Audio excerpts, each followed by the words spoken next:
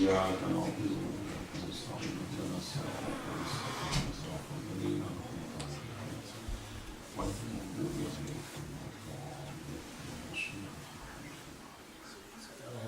صراط الذين أنعمت عليهم غير المغضوب عليهم محمد وآل محمد صلوات اللهم صل على محمد وآل محمد برائے خوشنودی امام زمانہ بلندتر صلوات اللهم صل على محمد وآل محمد وعجل فرجهم. لا حول ولا قوة إلا بالله العلي العظيم. أعوذ بالله من الشيطان اللعين الرجيم. بسم الله الرحمن الرحيم.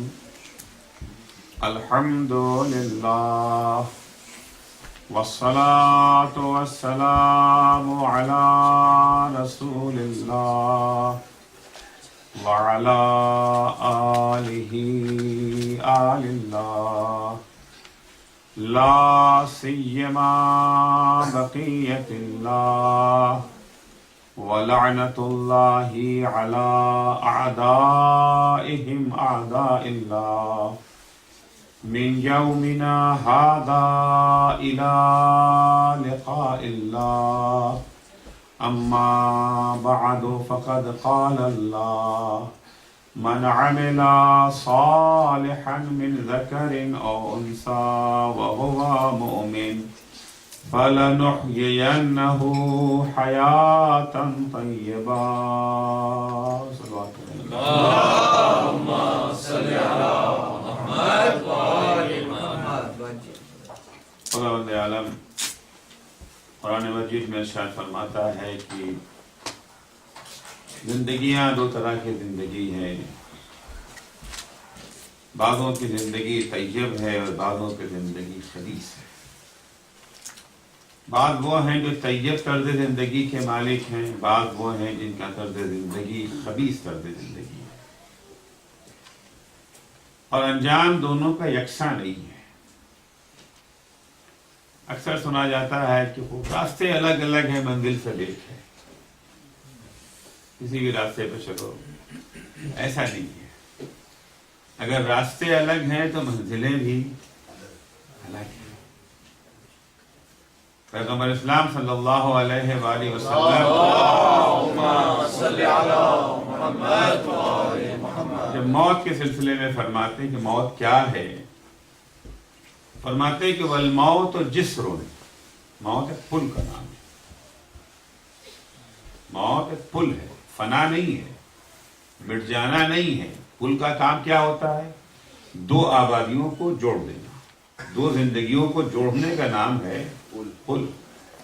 تو موت فنا نہیں ہے. والموت جسر، مگر ایک پل نہیں ہے، دو پل ہے اور دونوں الگ الگ پل ہیں. والموت جسر لہؤلاء الی نعیمہم ولہؤلاء الی جحیمہم. البتہ اس سے پہلے کا ایک ٹکڑا جو میں نے نہیں پیش کیا کہ ان الدنیا سجن للمؤمن والجنۃ للکافر، کیونکہ وہ ہمارے موضوع سے متعلق نہیں تھا. والموت جسر، موت پل ہے، کافروں کے لیے بھی پل ہے اور مومنوں کے لیے بھی پل ہے. مومنوں کے لیے پل ہے الی نعیمہم، اور کافروں کے لیے پل ہے الی جحیمہم.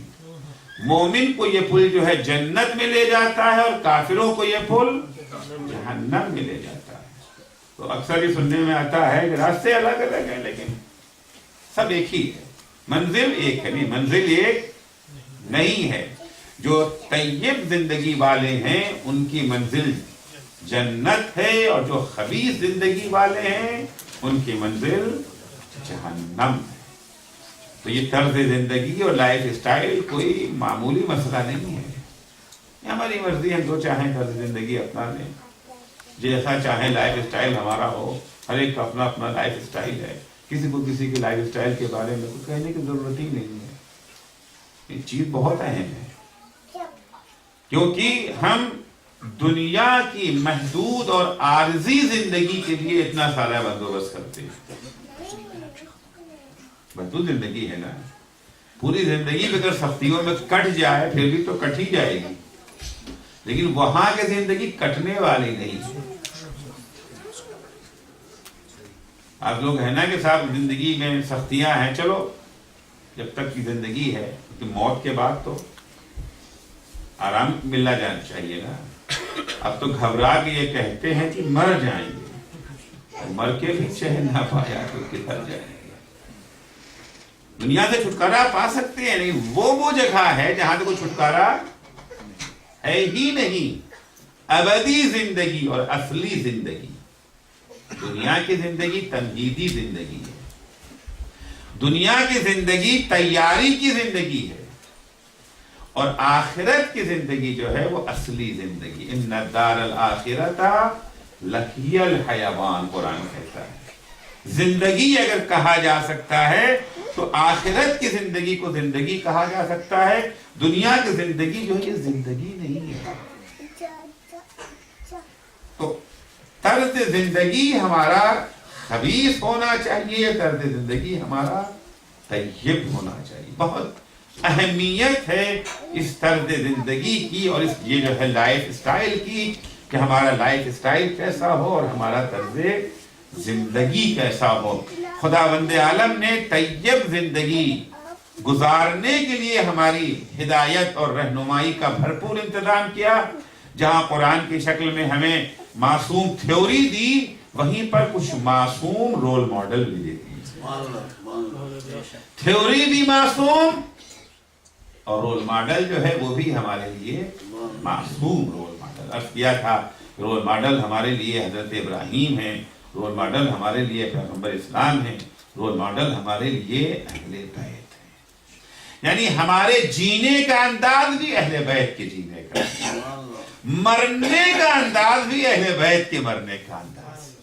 یعنی ہماری زندگی اور ہماری موت دونوں, اللہم اجعل محیایا محیا محمد و آل محمد و مماتی ممات محمد و آل محمد. اللہم صلی علی محمد و آل محمد. ہماری زندگی ان کی زندگی, ہماری زندگی ان کی زندگی, ہماری موت جن اصولوں پر انہوں نے موت کو گلے لگایا, جس انداز سے ان کی موت ہوئی, اسی انداز کیا کہ کچھ جزیات ہیں, کچھ عصری تقاضے ہیں, ان کے اتباع کی بات نہیں ہو رہی ہے, جو اصول ان کی زندگی پر حاکم ہیں. دعائے قنوت جو ہم پڑھتے ہیں عید کے دن, عید کے دن جو دعائے قنوت پڑھتے ہیں اس میں دعا ہوتی ہے نا, وہ سارا قنوت ہے اسی لیے. اللہم اہل الکبریاء والعظماء واہل الجود والجبروت واہل العفو والرحمہ واہل التقوی والمغفرہ اسألک بحق هذا اليوم الذي جعلته للمسلمین عیدا ولمحمد صلی اللہ علیہ وآلہ ذخرا وشرفا وکرامتا ومزیدا ان تصلی علی محمد وآل محمد. اب اصلی بات آئی ہے, اب کیا ہے, ان تدخلنی فی کل خیر ادخلت فیہ محمد و آل محمد وان تخرجنی من کل سوء اخرجت منہ محمد و آل محمد. تو سمجھتے ہی نہیں کہہ کیا رہے ہیں, اس لیے کہ تیاری تو کسی اور چیز کی ہوتی ہے.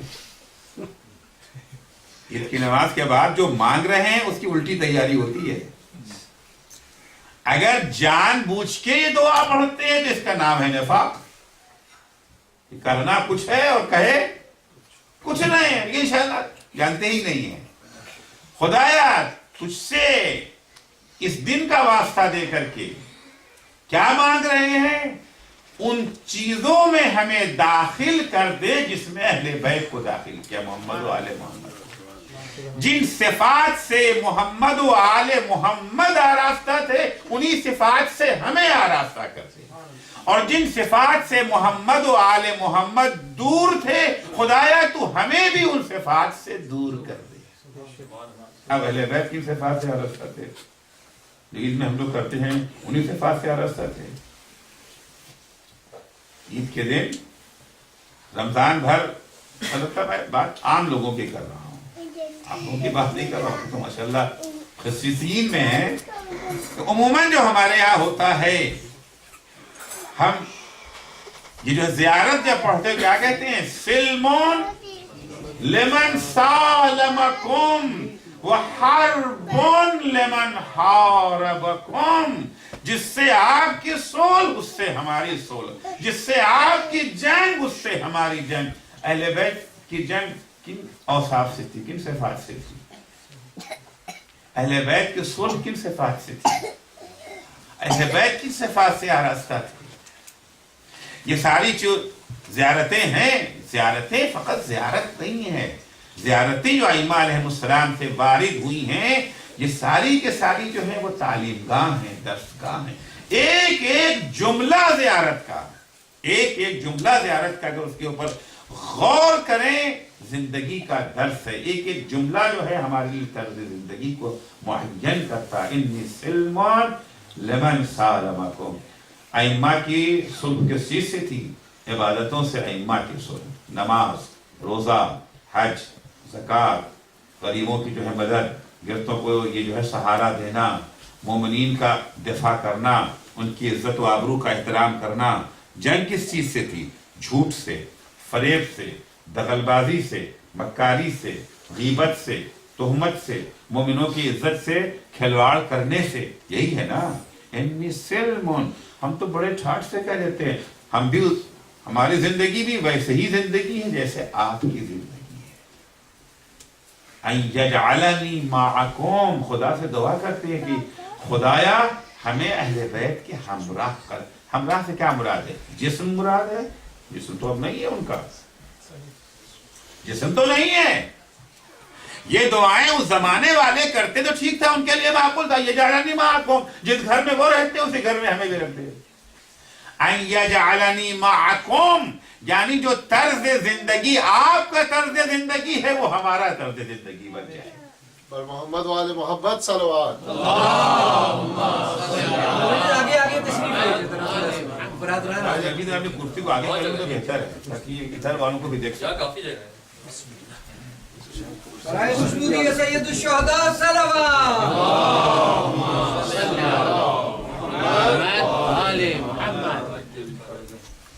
برائے سلامتی محافظین حرم زینب سلام اللہ علیہ صلوات.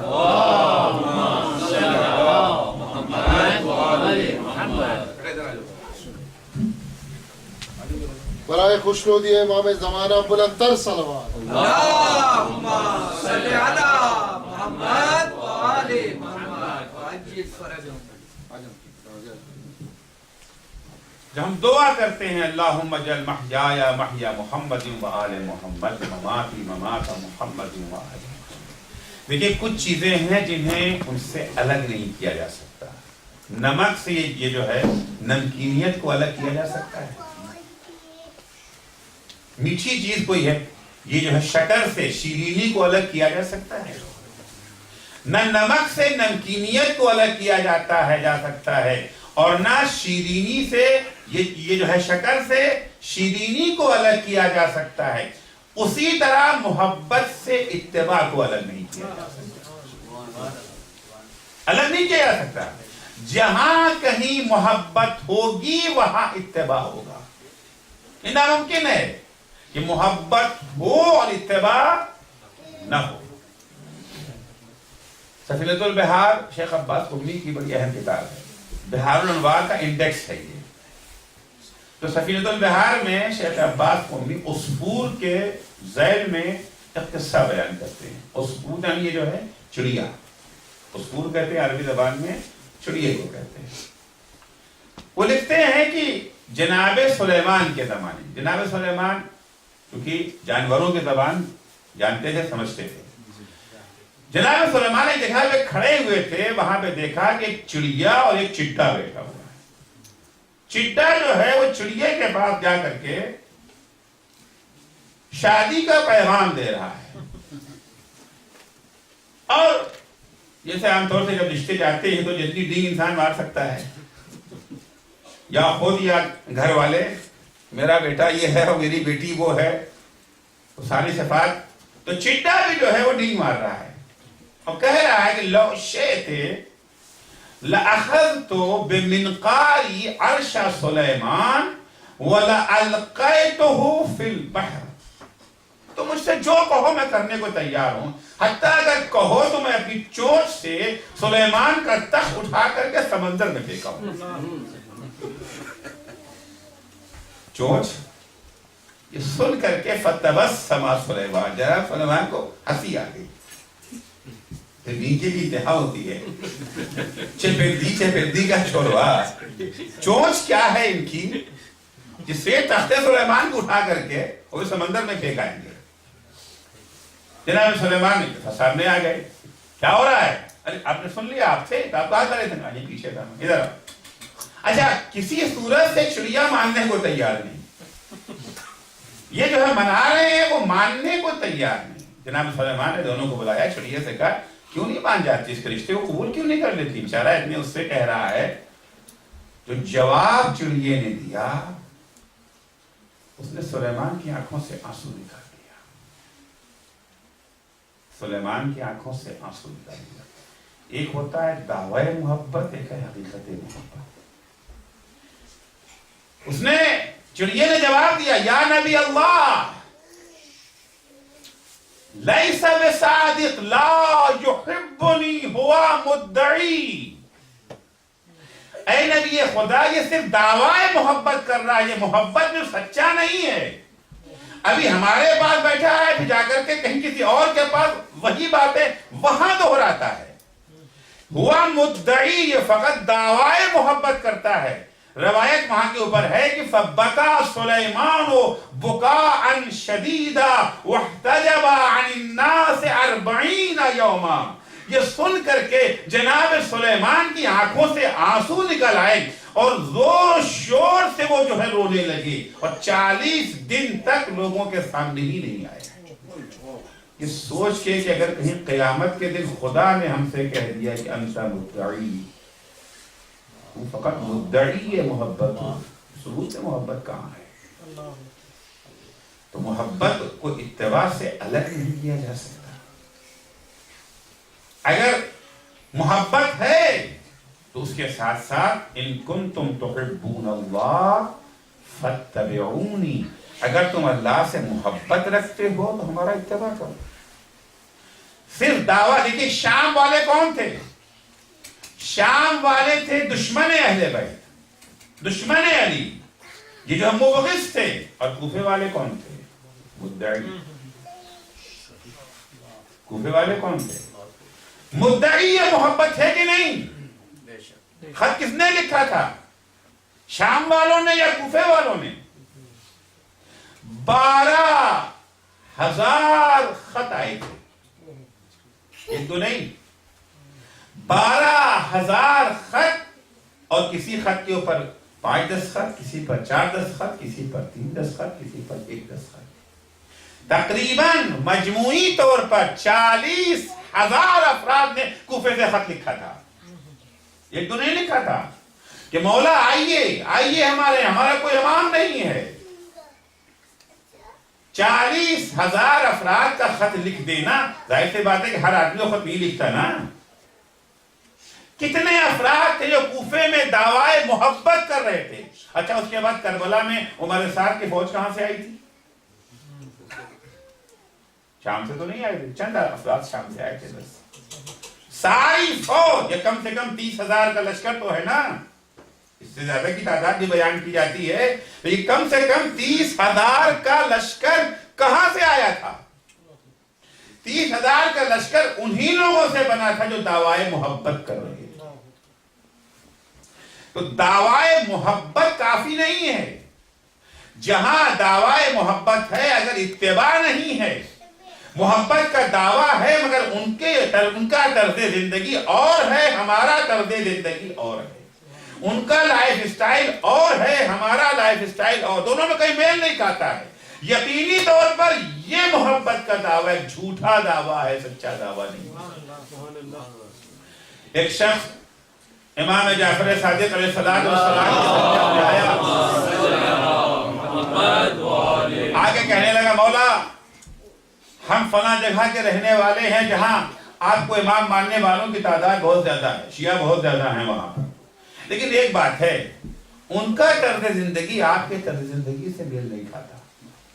آپ جھوٹ نہیں بولتے، ہم لوگ، آپ غیبت نہیں کرتے، ہمارے یہاں غیبت عام ہے، اس کے بغیر کھانا کسی کا ہضم نہیں ہوتا.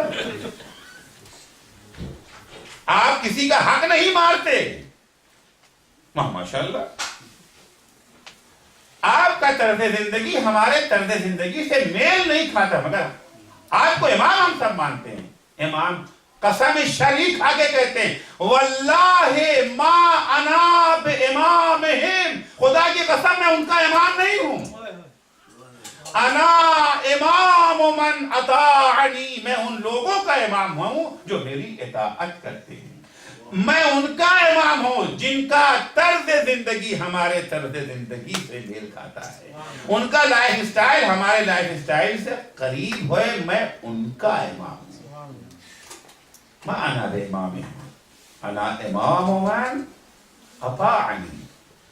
تو ہمارا طرز زندگی، اگر ہم طیب طرز زندگی اپنانا چاہتے ہیں تو اللہ نے ہمارے لیے ایک رول ماڈل فراہم کر دیا ہے. اسی طریقے سے ایک صاحب اور آئے امام کی خدمت میں، کیونکہ وہ زمانہ وہ تھا کہ جب دعوی تشیع بہت ہو رہا تھا. ہم آپ کے چاہنے والے ہیں، ہم آپ کے ماننے والے ہیں. بہت اس زمانے میں لوگ آیا کرتے تھے امام کے پاس. ایک نے اور نے کہا کہ مولا ہم اس علاقے کے رہنے والے، عندنا شیعہ کثیر، ہمارے یہاں شیعہ بہت ہیں، ہمارے ہاں شیعہ بہت ہیں. اچھا، سن کر کے خوشی ہوتی ہے نا، بتایا جائے کہ ہم لوگ ماشاء اللہ کیا کہنا، بڑی اچھی بات ہے، شیعہ وہاں بہت ہے. مولا عندنا شیعہ کثیر. امام نے سوال کیا کہ کیف عیادت اغنیائہم لفقرائہم. شیعہ بہت ہیں، ذرا ان کا لائف سٹائل تو بتاؤ کیسا ہے.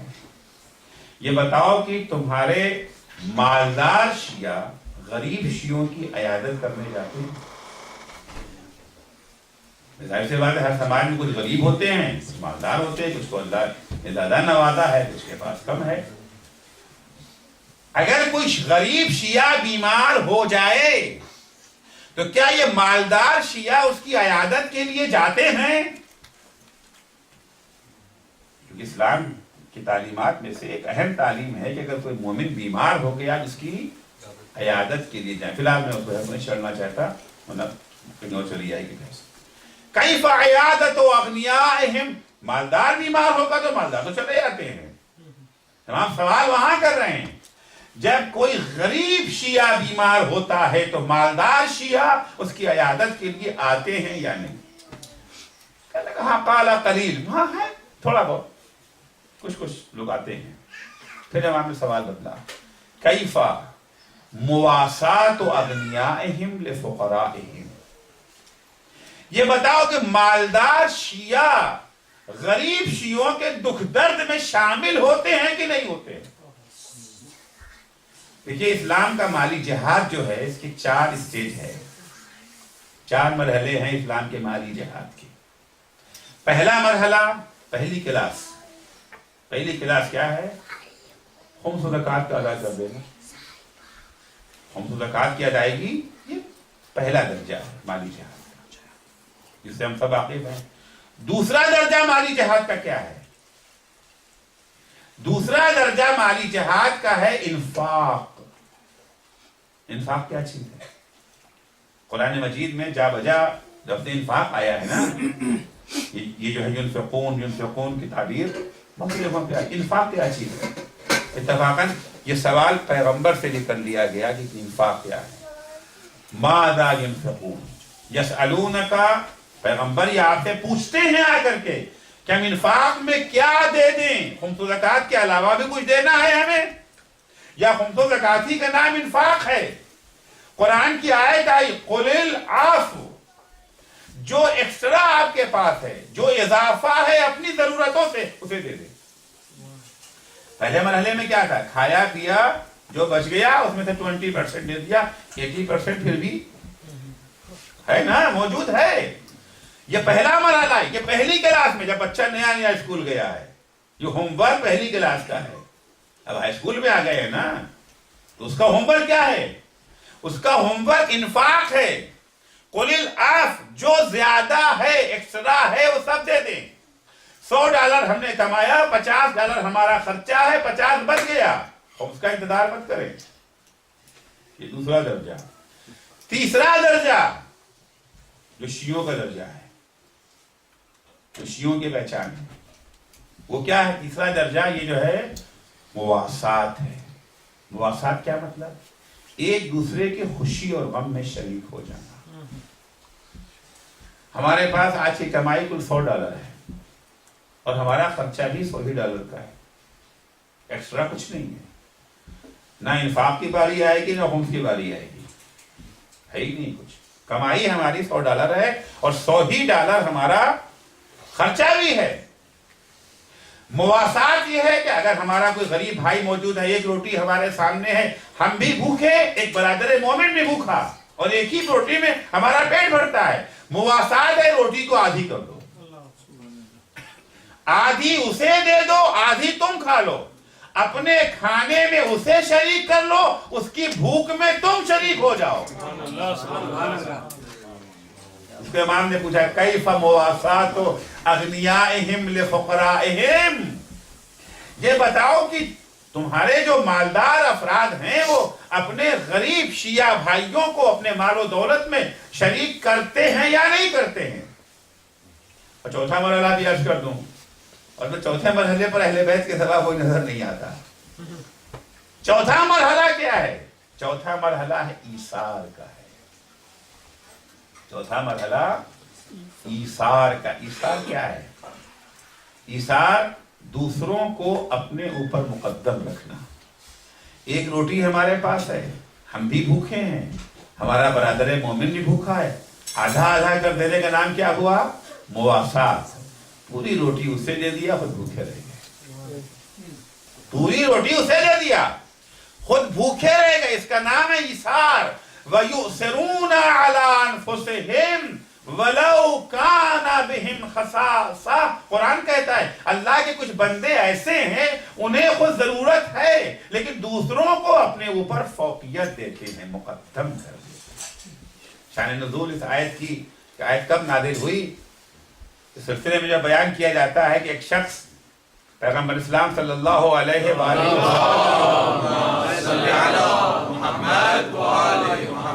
خدمت میں آتا ہے اور آنے کے بعد کہتا ہے یا رسول اللہ میں مسافر ہوں، بھوکا بھی، کھانا بھی نہیں کھایا، مسافر ہوں میں. پیغمبر اسلام نے ایک دفعہ اصحاب سے خطاب کیا کون ہے جو اس سے کھانا کھلائے، کون ہے جو اس کا پیٹ بھرے. سناٹا. سارے اغنیاء موجود ہیں، سارے غنی ہیں، لیکن جواب کہیں سے نہیں. اور جواب ایک ہی نے دیا جو ہمیشہ کہتا تھا میں یا رسول اللہ. وہ چاہے میدان جنگ ہو، چاہے میدان یہ جو ہے سخاوت اور تعاون ہو. مولا کھڑے ہو گئے انا یا رسول اللہ، میں. تو یہ انا کہنے والا کون ہے؟ اس کے گھر میں یہ جو ہے، اس کے گھر کے اندر فریزر میں کھانا بھرا نہیں ہے. یہ وہ کہنے والا ہے جس کے عام طور سے فقیہ ہوتے ہیں. انا یا رسول اللہ، میں. مہمان کو لے کر کے گھر کی طرف چلے. کتنا اعتماد ہے اپنی شریک حیات فاطمہ پر، کتنا بھروسہ ہے فاطمہ. دونوں کا مزاج ایک ہی ہے نا. مزاج دونوں کا مزاج کیا ہے؟ راہ خدا پر تیز قدموں سے چلنا. جس وقت مولا کائنات کی شادی ہوئی ہے جناب فاطمہ سلام اللہ علیہ سے، شادی کا مقصد کیا ہے، شادی میں انتخاب کرنے کی شرائط کیا ہو سکتے ہیں، بہرحال اس میں بیت میں نہیں جانا ہے. شادی کے دوسرے دن رسول خدا مولا کائنات کے گھر آئے اور آ کے پوچھتے ہیں یا علی تم نے فاطمہ کو کیسا پایا؟ فاطمہ کو کیسا پایا؟ ہمارے ہاں جب پوچھا جاتا ہے کیسا پایا تو ہم صورت شکل بیان کرتے ہیں، گنڈھنگ بیان کر دیتے ہیں، بہت، یہ سب بیان کرتے ہیں. مولا نے کیا جواب دیا ہے؟ مولا نے فرمایا یا علی، تم نے فاطمہ کو کیسا پایا؟ فاطمہ نے کہا یا رسول اللہ، میں نے فاطمہ کو کیسا پایا؟ فاطمہ نے کہا یا رسول اللہ، میں نے فاطمہ کو کیسا پایا؟ فاطمہ نے کہا یا رسول اللہ، میں نے فاطمہ کو کیسا پایا؟ یہ سب بیان کرتے ہیں نا. مولا نے کیا جواب دیا ہے؟ نعم العون علی طاعت اللہ، اطاعت خدا کی راہ میں فاطمہ کو بہترین مددگار پایا۔ سب کی مدد علی کرتے ہیں، علی کی مدد فاطمہ کرتے ہیں۔ نعم العون علی طاعت اللہ، طاعت خدا کا سفر مشکل سفر ہے، آسان سفر نہیں ہے۔ اس سفر میں معاون چاہیے، مددگار چاہیے، اور ظاہر سی بات ہے کہ شریک زندگی سے بہتر کون معاون ہو سکتا ہے۔ لہذا شادی کے لیے پہلا معیار یہ ہونا چاہیے کہ جس سے ہم شادی کر رہے ہیں، لڑکا لڑکی سے یا لڑکی لڑکے سے، یہ لڑکا اور لڑکی دونوں ایک دوسرے کو راہ خدا میں یہ جو ہے مدد دے سکتے ہیں یا ایک دوسرے کو راہ خدا سے دور کریں گے۔ مہمان لے کر کے مولا گھر آ گئے، آ کر کے جب معصومہ سے کہتے ہیں فاطمہ مہمان لایا ہوں، گھر میں کیا کھانے کے لیے؟ نہیں، معصومہ نے ایک کاسا لا کر کے رکھ دیا، اس میں تھوڑا سا کھانا تھا، آج صرف یہی ہے گھر میں، اور نہ ابھی میں نے کھانا کھایا ہے نہ بچوں نے کھانا کھایا ہے، اور آپ تو ابھی چلے ہی آ رہے۔ مولا نے کھانے کو دیکھا، اتنا کھانا ہے کہ ایک ہی آدمی کھا سکتا ہے۔ معصومہ نے کہا کہ میں کھانا نہیں کھاؤں گی، بچوں کو بھی سلا دوں گی، آپ مہمان کے ساتھ بیٹھ کے کھانا کھا لیجیے۔ ایسا مولا نے کھانے کو دیکھا کہ یہ ایک ہی آدمی کا پیٹ بھر سکتا ہے، اس میں اگر ہم بھی بیٹھ جائیں گے، دونوں کھائیں گے تو وہ بھی جو ہے بھوکا رہ جائے گا، ہم بھی بھوکے رہ جائیں گے، مہمان بھوکا رہ جائے، اچھی بات نہیں ہے۔ اب مولا کیا کریں؟ دیکھیے یہ وہ گھرانہ ہے جو فقط جسم کا پیٹ نہیں بھرتا ہے، جسم کے ساتھ ساتھ روح کا پیٹ بھی بھرتا ہے۔ ایسا نہ ہو کہ جسمانی پیٹ تو بھر جائے، روحانی پیٹ بھوکا رہ جائے۔ اگر مولا کھانا لے جائے کہ اس کے سامنے رکھ دے، وہ کھاتا رہے، نتیجہ کیا ہوگا؟ یہ پیٹ تو بھر جائے گا، مگر شرمندگی اس کو ہوگی کہ ہماری وجہ سے ہمارا میزبان بھوکا رہ گیا، شرمندگی ہوگی نا اس کو۔ مولا اس کو شرمسار بھی نہیں کرنا چاہتے ہیں، ایک بہانے سے چراغ بجھا دیا۔ جناب معصومہ کو چراغ دی، جب تک کھانا ختم نہ ہو جائے تب تک چراغ جلانا نہیں۔ ہلکی ہلکی روشنی جو کچھ چاند وغیرہ کی ہو سکتی تھی وہ آ رہی ہے، دسترخوان مولا نے بچھا دیا، وہ کاسا جس میں کھانا تھا اس کے آگے رکھ دیا، اور ایک خالی کاسا اپنے سامنے رکھ دیا۔ کہا بسم اللہ۔ مولا بھی کاسے میں ہاتھ ڈالتے ہیں، دہن کی طرف لے آتے ہیں، ہاتھ ڈالتے ہیں، وہ سمجھ رہے کہ مولا بھی کھانا کھا رہے ہیں۔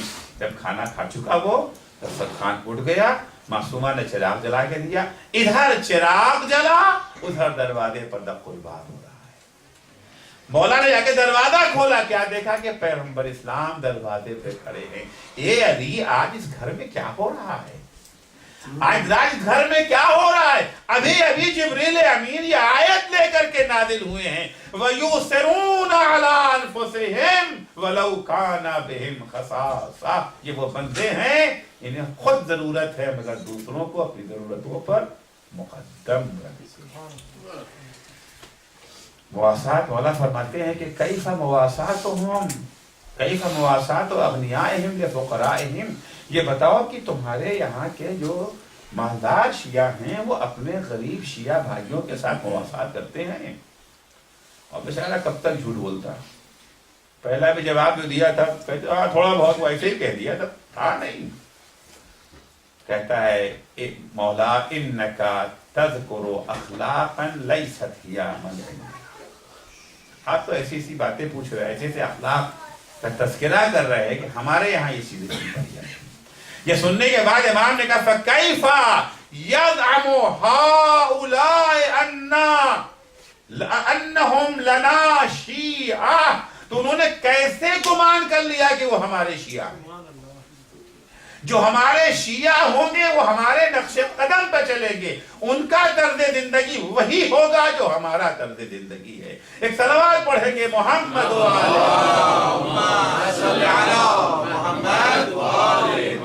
امام اور ماموم کا رشتہ فقط نعرے لگانے کا رشتہ نہیں ہے۔ امام اور ماموم کا رشتہ فقط نعرے لگانے کا رشتہ نہیں ہے، مجلسیں کر دینے کا فقط رشتہ نہیں ہے، قصیدے پڑھ دینے کا رشتہ نہیں ہے۔ قصیدہ تو کوئی بھی پڑھ سکتا ہے، فضائل تو کوئی بھی بیان کر سکتا ہے، کرتے ہیں بیان، مگر اہل بیت کے فضائل ہندو نہیں بیان کرتے، عیسائی نہیں بیان کرتے، سنی نہیں بیان کرتے ہیں۔ جتنے آپ کو ملیں گے مرثیہ گو ہندو ہیں، پہلے بھی تھے، آج بھی ہندوستان کے اندر موجود ہیں، ماتمی انجمنیں ہیں ان کی، تعزیے وہ اٹھاتے ہیں، عزاداری وہ کرتے ہیں۔ دہلی میں جو تعزیے اٹھتے ہیں 90% تعزیے اہل سنت کے ہوتے ہیں، 10% تعزیے جو ہیں وہ ہمارے ہوتے ہیں، 90% تعزیے ان کے ہوتے ہیں۔ یعنی تمام یہ جو ہے وہابیت اور تکفیریوں کے اتنے سارے زور کے باوجود، طاہر القادری کی تقریریں آپ لوگوں نے نہیں سنی ہے مگر آ جائیے تشریف لائیے۔ محمد وآل محمد صلوات۔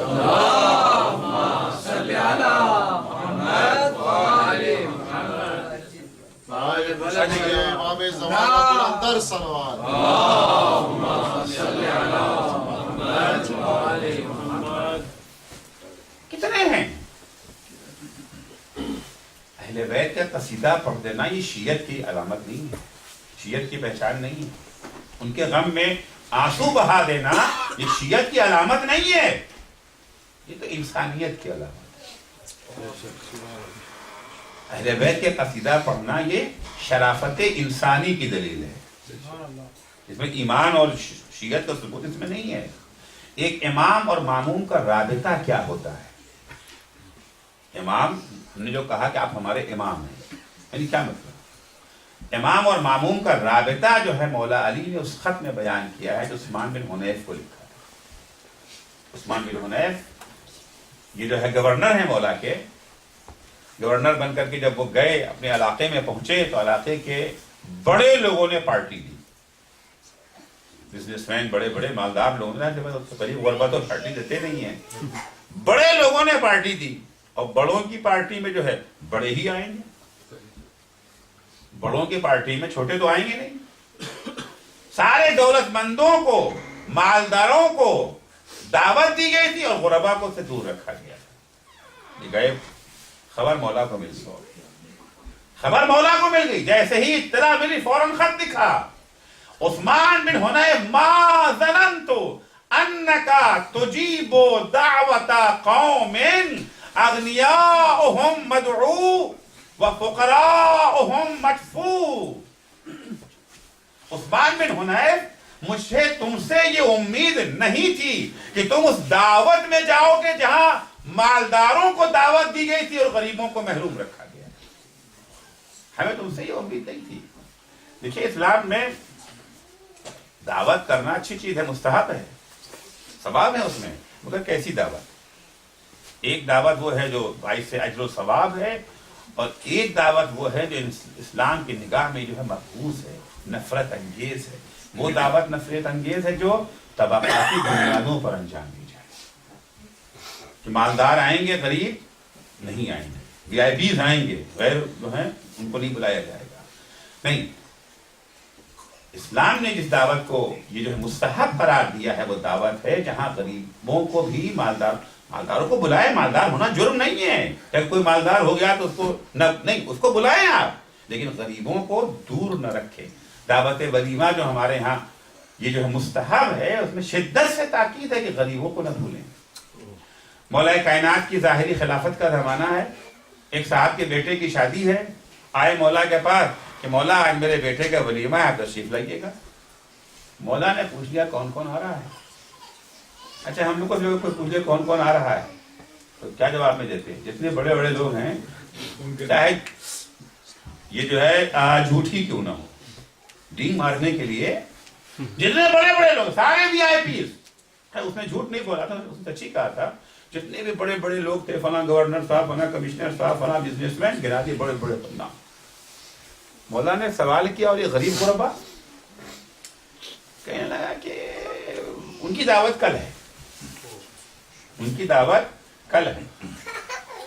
تمام نے کہا پھر ایسا ہے کہ میں کل آ جاؤں گا، کل جب غریبوں کی دعوت ہوگی نا اسے میں آؤں گا۔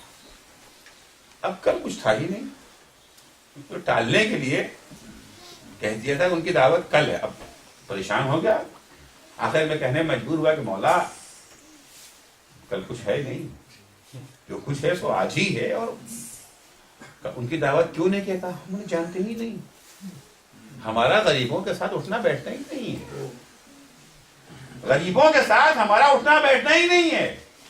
ہم ان سے واقف ہی نہیں ہیں. مولا نے کہا تم دعوت کرو, ہم تو واقف ہیں, ہم انہیں لے کر کے آئیں گے, ہم انہیں لے کر کے آئیں گے. عثمان بن حنیف کو خط لکھتے ہیں, ما ظننت انکا تجیب دعوت قوم اغنیاؤہم مدعو وفقراؤہم مجفو. مجھے تم سے یہ امید ہے, تم میرے گورنر ہو, معاویہ کے نہیں, تم علی کے گورنر, تم نے علی کو اپنا امام مانا ہے. میرے گورنر ہو کر کے تم نے ان لوگوں کی دعوت کو قبول کیا ہے جہاں دولت مندوں کو بلایا گیا تھا مگر غریبوں کو وہاں سے دور رکھا گیا تھا, محروم رکھا گیا تھا. اس کے بعد امام فرماتے تو مجھے اپنا امام مانتے ہو نا, پتہ ہے امام کسے کہتے ہیں؟ ہم سب بھی امام کہتے ہیں نا. الا وَإِنَّا لِكُلِّ مَأْمُومٍ إِمَامٌ يَقْتَدِي بِهِ وَيَسْتَضِيءُ بِنُورِ عِلْمِهِ. آگاہ ہو جاؤ, ہر معموم کا ایک امام ہوتا ہے, ذمہ داری معموم کی کیا ہے؟ یقتدی بہ, اس کے نقش قدم پر چلنا. وَيَسْتَضِيءُ بِنُورِ عِلْمِهِ, اور امام کے نور, علم کے نور سے وہ کسب ضیاء کرتا ہے. اصول ان سے لے گا, قوانین ان سے لے گا, تعلیمات ان سے لے گا, اس کے بعد طرز زندگی اپنا ان کے طرز زندگی کے مطابق ڈالے گا. جیسی ان کی زندگی ویسی ہماری زندگی. البتہ ویسی تو نہیں بن سکتی ہے, لیکن کچھ تو شباہت پائی جائے, کچھ تو جھلک آئے. علی تو نہیں بن سکتے, خود مولا نے فرمایا لا تقدرون علی ذلک, تم علی نہیں بن سکتے ہو. علی نے تو تعارف کرا نا تمہارا امام کون ہے. الا وان امامکم قد اکتفی من دنیاکم بتمرئ ومن طعمکم بقرصئ. تمہارے امام نے تمہاری دنیا سے فقط 2 بوسیدہ کپڑے لیے ہیں اور تمہارے کھانوں میں سے 2 سوکھی روٹی. ہم یہ نہیں کہہ رہے تم بھی فقط 2 بوسیدہ کپڑے پہنو. لا تقدرون علی ذلک ولكن اعینونی بورع واجتہاد وعفت وصداد. علی تو نہیں بن سکتے ہو, علی بننے کی کوشش تو کرو, کوشش تو کرو, قدم تو بڑھاؤ, نکلو تو میدان میں جہاں تک پہنچ سکے, جہاں تک پہنچ سکے. تو اگر ہم نے ان کو اپنا امام مانا ہے, امام صرف نعروں کا نام نہیں ہے, امام صرف قصیدے پڑھ دینے کا نام نہیں ہے, امام صرف فضائل کو بیان کر دینے کا, فضائل کو سن کر کے خوش ہو جانے کا نام نہیں ہے. امام اگر بھائی دیکھیے نماز جماعت ہوتی ہے نا, اس کو امام ہی کہتے ہیں نا. پیش نماز جو ہوتا ہے وہاں کیا کرتے ہیں, 2 رکعت کا امام ہوتا ہے, اس کی بھی اتباع کرتے ہیں. 2 رکعت کا امام ہے, اس کی بھی اتباع کرتے ہیں. وہ گیا رکوع میں, آپ کیا کریں گے, آپ بھی رکوع میں. وہ سجدے میں اگر آپ کا کوئی عمل, کوئی ایکشن اس سے پہلے ہو جائے یا تاخیر ہو جائے, آپ کی جماعت باطل ہو جائے گی, جماعت باطل. امام رکوع میں چلا گیا, آپ ابھی یہ جو ہے تسبیحات اربعہ پڑھ رہے ہیں. امام اٹھ گیا رکوع سے, سجدے میں چلا گیا, ابھی آپ کا جو ہے وہ تسبیحات ختم نہیں ہوئے, آپ کی جماعت گئی. 2 رکعت کے امام کے لیے بھی اتباع ضروری. اور جو کل کا امام ہے وہاں پر کیا صرف نعروں پر اکتفا ہو جائے گا, وہاں صرف یہ جو ہے فضائل کے بیان پر اکتفا ہوگا. امام کو اللہ نے امام بنایا ہی اسی لیے ہے, اسے دیکھتے جاؤ, اس کے مطابق عمل کرتے جاؤ. صلوات پڑھیں گے محمد و آل محمد. امام بنایا ہی اسی لیے ہے. تو ائمہ علیہ السلام کو اللہ نے ہمارے لیے یہ جو ہے رول ماڈل بنایا ہے, ایک معصوم کردار جہاں کے اوپر خطا اور لغزش کی گنجائش بھی نہیں ہے. اگر ان کی محبت کو فرض قرار دیا تھا فقط اس لیے نہیں کہ آپ یہ زندہ باد کرتے رہے. اگر کہا گیا قل لا اسألکم علیہ اجرا الا المودۃ فی القربى, اس لیے کہ جب محبت جب پیدا ہو جاتی ہے تو اطاعت کرنا آسان ہو جاتا ہے.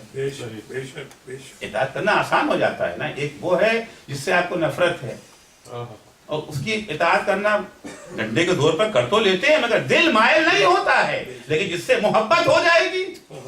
عرض کیا کہ محبت سے اتباع کو الگ ہی نہیں کر سکتے, جس طرح سے نمک سے جو ہے نمکینیت کو الگ نہیں کر سکتے ہیں, شکر سے شیرینی کو الگ نہیں کر سکتے ہیں, اسی طرح سے محبت سے اتباع کو الگ نہیں کر سکتے. امام جعفر صادق علیہ الصلوۃ والسلام اسی مطلب ایک شعر کے ذیل میں فرماتے ہیں تعصی الہ وانت تظہر حبہ ھذا لعمری فی الفعال بدیع. اللہ کی نافرمانی کرتے ہو، اللہ کا گناہ کرتے ہو اور دعویٰ یہ کرتے ہو کہ تم اللہ سے محبت کرتے ہو. میری جان کی قسم، یہ تو بڑا عجیب معاملہ ہے. لو کان حبک صادقا لأطعته، اگر تمہاری محبت سچی ہوتی اللہ سے تو تم اللہ کی اطاعت کرتے. کیوں؟ ان المحب لمن يحب يطيع. قانون قدرت یہ ہے جو جس سے محبت کرتا ہے وہ اس کی اطاعت بھی کرتا ہے، تو اس کی اطاعت بھی کرتا ہے. تو اگر اللہ نے محبت کو فرض کیا تھا، اس لیے تو ہماری محبت کے بھوکے ہیں. اس محبت کا فائدہ انہیں نہیں ہے، اس محبت کا فائدہ ہمیں ہے. اور کردار ان کو ایسا دے کر کے بھیجا کہ خود بخود انسان کی جبینیں جھک جائیں. ان تمام باتوں کے باوجود اگر ہم ان کی زندگی سے دور ہوں، ان کا طرز زندگی کچھ اور ہے، ہمارا طرز زندگی کچھ اور ہے، پھر یہ بدبختی کے سبب اور اس سے کیا کہا جا سکتا ہے.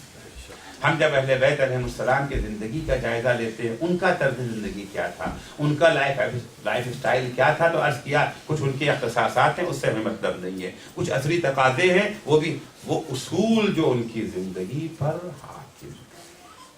سب سے اہم اصول جس کی حیثیت سر کی ہے، ان اصولوں میں اہم سب سے بڑی چیز یہ تھی کہ ان کی زندگی کا محور اور مرکز خدا تھا. ہر عمل زبان کھولتے تھے تو خدا کی، کام کرتے تھے تو خدا کی. ایک دفعہ امام محمد باقر علیہ الصلوۃ والسلام جناب جابر ابن عبداللہ انصاری بہت بڑے صحابی ہیں. قبر حسین کا پہلا ظاہر، قبر حسین کا یعنی اہل بیت سے بھی پہلے پہلا ظاہر چہلم انہی کی یادگار ہے. 40 جابر ابن عبداللہ انصاری کی یادگار ہے. قبر حسین کا پہلا ظاہر جو اہل بیت بعد میں پہنچے ہیں، پہلا ظاہر قبر حسین. حدیث کسا کا راوی جابر ابن عبداللہ انصاری، وہی ہے نا، ان جابر ابن عبداللہ انصاری پڑھتے ہیں نا، اس نے 5 اماموں کی زیارت کی ہے. رسول خدا نے ان کے ذریعے سے امام محمد باقر کو سلام کہلایا تھا. امین سلام پیغمبر ہیں جابر ابن عبداللہ. جب امام محمد باقر کو دیکھا بچپنے میں تو جا کر کے امام کے قدموں کو بوسا دیا. کسی نے کہا جابر تم بوڑھے، عمر تمہاری یہ عظیم صحابی، بچے کے قدموں کو بوسا دے رہے ہو. کہ احمق، اگر تجھے پتا ہوتا یہ کون ہے تو یہ بات نہ کہتا. جابر ابن عبداللہ انصاری بیمار ہو گئے ہیں. امام محمد باقر ان کی عیادت کے لیے گئے. عرض کہ نا عیادت اسلام کا قانون ہے، تہذیب ہے. عیادت کے لیے گئے، جا کے پوچھا جابر کیا حال ہے. ہم لوگ وہی پوچھتے ہیں دوسرے سے کیا حال ہے، تو ہمارے یہاں تو ایک ہی حال ہوتا ہے، وہ ہے مادی حال. ہم جب بھی کسی پوچھتے ہیں کیا حال ہے تو ہم پوچھتے بھی وہی ہیں اور جواب بھی ہم جانتے ہیں کہ ایک دوسرے کو نہ پہچانتے ہیں نا. بس میں کیا حال ہے تو یہی کہتے ہیں نا، ہاں بھائی کل سر میں درد ہو رہا تھا، اب ٹھیک ہے، یا ابھی ہو رہا ہے، کاروبار جو ہے مندہ جا رہا ہے، یا جو بھی بہرحال جتنی بھی باتیں ہیں اچھا یا برا جو بھی کہیں گے وہ مادی ہی حالات بیان کریں. لیکن جب امام نے جابر سے پوچھا جابر کیا حال ہے تو جابر سمجھ گئے کہ یہ مادی حال امام نہیں پوچھ رہے، یہ تو معنوی حال، روح جو اصل چیز، جو اصل حال ہے، اس کا کیا کرنا ہے، تو ہے نہیں، یہ نہیں ہے، وہ جو ہمیں ہمیشہ کام آنے والا ہے. جابر کیسا حال ہے، یعنی ایمان کا عالم بتاؤ، تقوی کا عالم بتاؤ، طہارت نفس کا کیا حال ہے. جابر کہتے ہیں مولا بہترین حال میں اس وقت ایمان کے اس درجے پر فائز ہوں کہ مجھے زندگی سے زیادہ موت پیاری ہے، دولت سے زیادہ غربت پیاری ہے، عزت سے زیادہ ذلت پیاری ہے، بیماری سے زیادہ یہ جو ہے صحت سے زیادہ بیماری. بالکل الٹا ہم لوگوں کے، بالکل الٹا. کہ جابر سے امام نے کہا جابر یہ تمہارا درجہ ایمان ہے، لیکن ہم اہل بیت کا درجہ یہ نہیں ہے. ہم اہل بیت کی تو اپنی کوئی پسند ہی نہیں ہے، ہمیں تو وہی پسند ہے جو اسے پسند ہے۔ اگر اسے ہمارے لیے زندگی پسند، ہمیں زندگی پسند، اگر اسے موت پسند، ہمیں موت پسند ہے۔ ہماری تو اپنی کوئی پسند ہے ہی نہیں، ساری زندگی کا مرکز و محور اللہ۔ یہ بولتے ہیں تو اللہ کے لیے، عمل کرتے ہیں تو اللہ کے لیے، جنگ کرتے ہیں اللہ کے لیے، سلوک کرتے ہیں اللہ۔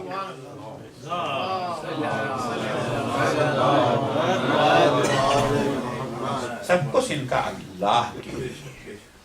اور اگر یہ جو ہے للہیت اور معراج دیکھنا ہے تو کربلا بھی دیکھیں، للہیت کی معراج کربلا۔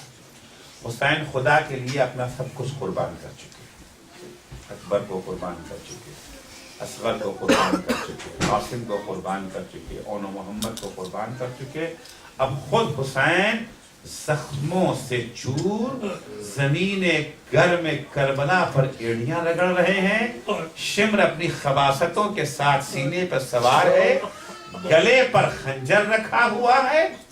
ایسے عالم میں للہیت حسین کو اگر دیکھنا ہے، امام حسین نے اپنے رخسار کو زمین کربلا پہ رکھا ہے، آنکھوں سے آنسو جاری ہیں اور زبان پہ رضاً برضا وتسلیماً لأمرک وصبراً علی بلائک لا معبود سواک افتخاری ان کل شیء اعطیتہ فی سبیلک۔ پالنے والے، جس چیز سے تو راضی ہے اس سے میں راضی ہوں، تیرے ہر حکم کے سامنے حسین سر جھکائے ہوئے ہے۔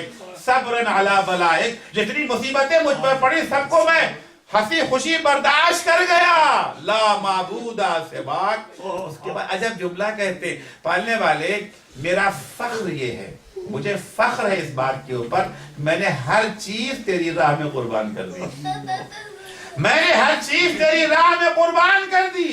اپنے بھتیجے کے لاش کے ٹکڑے اپنی آنکھوں سے دیکھے ہیں، اپنے جوان بیٹے کے سینے پر برچی کا لگنا برداشت کر لیا، برابر کے بھائی کے شانے کے قلم ہو جانا برداشت کر لیا، حق تو ہے اپنے 6 مہینے کے بچے کے پھول جیسے گلے پر ہرملا کے تیرے سے شعبہ کو برداشت کر لیا۔ ان افتخاری ان کل شیء اعطیتہ فی سبیلک، الہی جئت ہنا لتکون عنی راضیا۔ خدایا میں اگر کربلا میں آیا ہوں تو اس لیے آیا ہوں تاکہ تو مجھ سے راضی ہو جائے، تاکہ تو مجھ سے راضی ہو جائے۔ یعنی للہیت اگر دیکھنا ہے جس سے بہتر انداز میں آپ کو نہ ملے گی۔ البتہ یہ صرف حسین پر منحصر نہیں ہے، وہ چاہے حسین ہوں، چاہے وہ زینب ہوں، چاہے بڑے ہوں یا بچے ہوں، علی اکبر کا بھی یہی مزاج ہے، سکینہ کا بھی یہی مزاج ہے۔ عزیزو، جو لوگ عبادت کرتے ہیں، ذرا سی مشکلیں اگر پڑ جاتی ہیں نا، عبادت میں خلل آ جاتا ہے۔ لیکن کیا کہنا ہے جناب زینب کا، جناب فاطمہ کبریٰ فرماتی ہیں جب شام غریبہ آئی ہے تو میری پھوپھی نے تو پہلے تو یتیم بچوں کو ڈھونڈ ڈھونڈ کر کے اکٹھا کیا، بیویوں کو جلتی ہوئی خاک پر جو ہے بٹھا دیا، اس کے بعد میری پھوپھی رات بھر عبادت خدا میں مست۔ امام سجاد فرماتے ان عمتی زینب کانت تؤدی من الفرائض والنوافل، میری پھوپھی زینب نے کربلا سے کوفے سے شام تک نہ کوئی واجب نماز چھوڑی، نہ کوئی مستحب نماز چھوڑی۔ ہاں اتنا فرق ضرور تھا، وفی بعض المنازل کانت تصلی من الجلوس، بعض مقامات پر زینب بیٹھ کے نماز پڑھتی تھی، لشدت الجوع والضعف، کیونکہ بھوک اور پیاس کی وجہ سے اتنی کمزور ہو گئی تھی زینب کہ زینب سے کھڑے ہو کر کے نماز نہیں پڑھی جاتی تھی۔ اجرکم اللہ، اجرکم اللہ۔ ساری مصیبتیں برداشت، ایک کلمہ کسی کی زبان پہ شکوہ نہیں ہے، نہ زینب کی زبان پہ شکوہ ہے اور نہ سکینہ کی زبان پہ شکوہ ہے۔ کتنی مصیبتیں اس کنبے نے برداشت کی، ننھی سی بچی 3 سال کی عمر ہے نا، सकीना की जो है मुसीबतें दो हिस्सों में है। एक मुसीबत तो ये है शिम्र के तमाचे खाए, एक मुसीबत ये है कि पानी नहीं मिला, प्यास से तड़पती रही, बरहना ऊंट के ऊपर सकीना को सवार कर दिया गया। ये सारी मुसीबतें एक तरफ, लेकिन एक मुसीबत जो है वो सबसे बड़ी मुसीबत, वो क्या है? बाबा की जुदाई, हुसैन से जुदाई। सकीना से ये बर्दाश्त न होता था, क्योंकि हमेशा सकीना बाबा के सीने में सोती थी ना।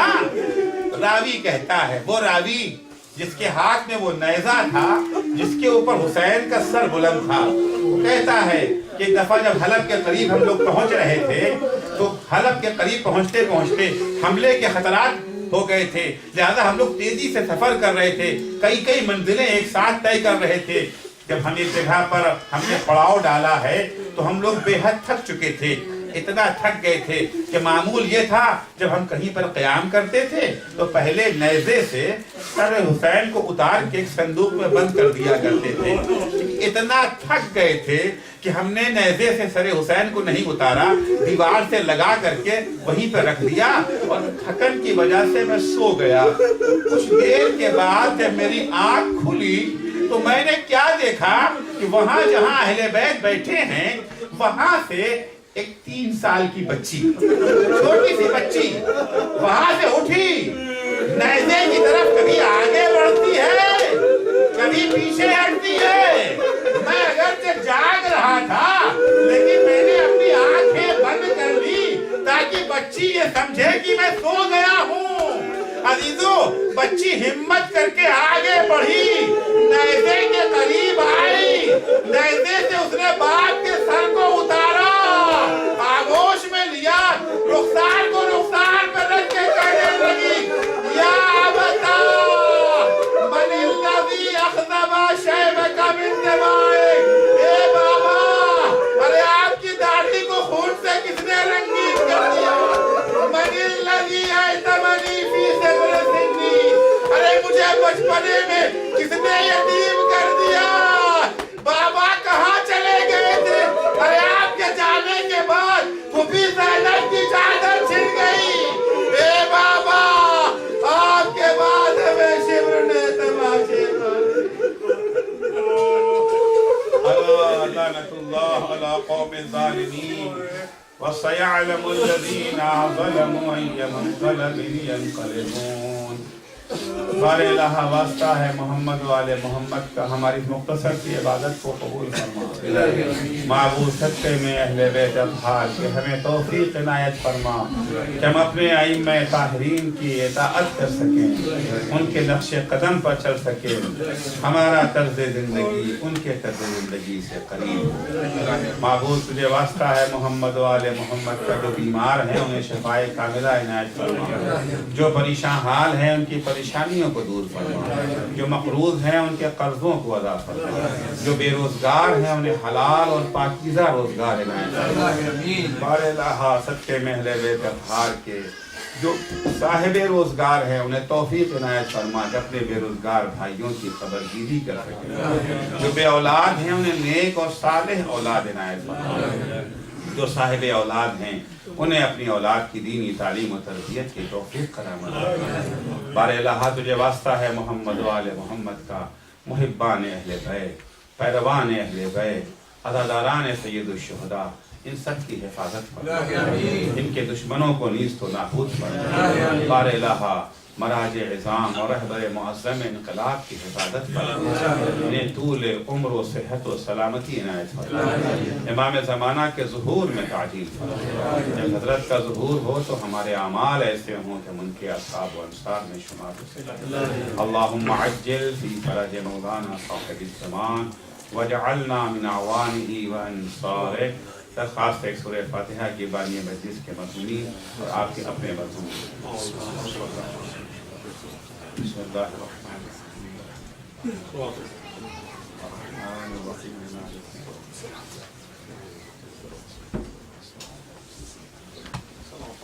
No set.